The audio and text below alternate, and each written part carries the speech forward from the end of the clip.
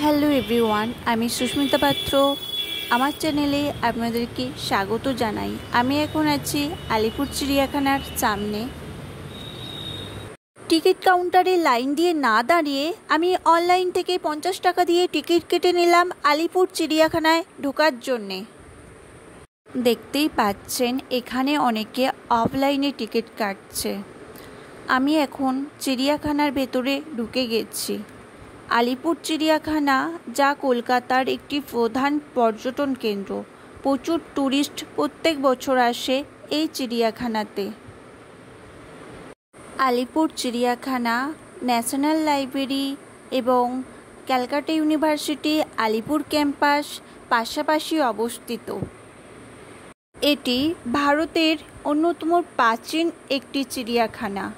প্রায় 75 একর জায়গা নিয়ে এই সুবৃহৎ চিড়িয়াখানার মধ্যে 100-রও বেশি প্রজাতির বিভিন্ন প্রাণী রয়েছে।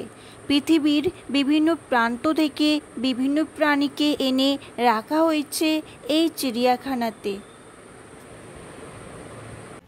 আমি এখন বলি কলকাতার আলিপুর চিড়িয়াখানায় আপনারা কিভাবে আসবেন। হাওড়া থেকে বাস ধরে আপনারা আসতে পারেন। মেট্রোয় আসতে হলে রবীন্দ্র সদনে আপনাদেরকে নামতে হবে, নেমে আবার বাস ধরতে হবে এখানে আসার জন্যে। কলকাতার আলিপুর চিড়িয়াখানা প্রতি বৃহস্পতিবার বন্ধ থাকে। কলকাতার আলিপুর চিড়িয়াখানা সকাল 9টা থেকে বিকেল 5টা পর্যন্ত খোলা থাকে। এখানে দেখুন একটি বড় হাতি রয়েছে। আপনারা অবশ্যই চিড়িয়াখানায় আসুন, আপনাদের ভালো লাগবে। সবথেকে বেশি ভালো লাগবে ছোটদের। বাড়িতে যদি ছোট ছোট ছেলে মেয়ে থাকে অবশ্যই তাদেরকে আনবেন, তাদের খুব ভালো লাগবে এখানে। এখানে 2টি বড় ময়ূর এবং অনেকগুলি বাচ্চা ময়ূর রয়েছে। এই ময়ূরগুলির নাম গোল্ডেন রিজেপ্ট। মধ্য চীনের পার্বত্য অঞ্চলে এগুলি পাওয়া যায়।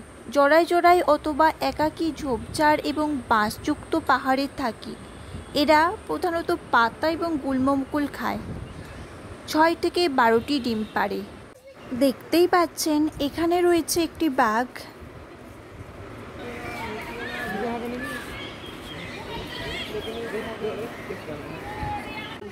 এখানে রয়েছে অনেকগুলি টিয়া পাখি।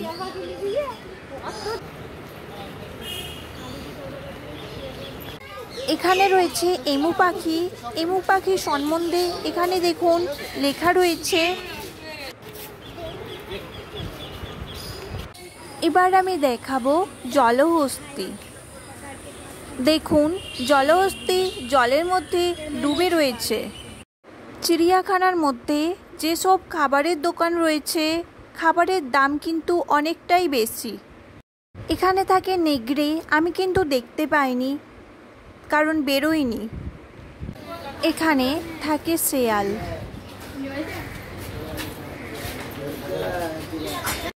এখানে রয়েছে হায়না বাঘ এবং হায়না বাঘের সম্পর্কে সব কিছু লেখা আছে। সব কিছু সামনে থেকে দেখতে হলে আপনাদেরকে অবশ্যই আলিপুর চিড়িয়াখানায় আসতে হবে। ওখানে দেখুন একটি বাঘ ঘুমাচ্ছে। এখানে জলের মধ্যে দেখুন অনেকগুলি মাছ রয়েছে। Ezra house mister David Ezra চিড়িয়াখানায় 2টি জিরাফ দান করেন এবং এদের রাখার জন্য 1877 সালে এই বাড়িটি তৈরি করা হয়। মিস্টার ইজরার নাম অনুসারে এই বাড়িটির নাম রাখা হয় ইজরা হাউস। দেখতেই পাচ্ছেন একটি জিরাফ বেরিয়ে আসছে। দেখুন 3টি জিরাফ বেরিয়ে এসেছে। আমার ভিডিও আপনাদের যদি ভালো লেগে থাকে তাহলে সাবস্ক্রাইব করে দেবেন। আর আমি যদি কোনো ভুল করে থাকি অবশ্যই কমেন্ট করে বলবেন যাতে আমি ঠিক করতে পারি। এখান থেকে দেখুন আমাদের ক্যাম্পাস দেখা যাচ্ছে, ক্যালকাটা ইউনিভার্সিটি আলিপুর ক্যাম্পাস। এগুলো বানর নাকি হনুমান বলে ঠিক আমি জানি না, তো খুব চেঁচাচ্ছে। দেখুন এর ভেতরে থাকে নিশাচর প্রাণীরা। ওরা আলো সহ্য করতে পারে না। যেহেতু এরা আলো সহ্য করতে পারে না, সেহেতু ঘরের মধ্যে রাখা হয়েছে এবং এদের নামও লেখা আছে। এখানে রয়েছে ইন্ডিয়ান প্যাঙ্গোলিন,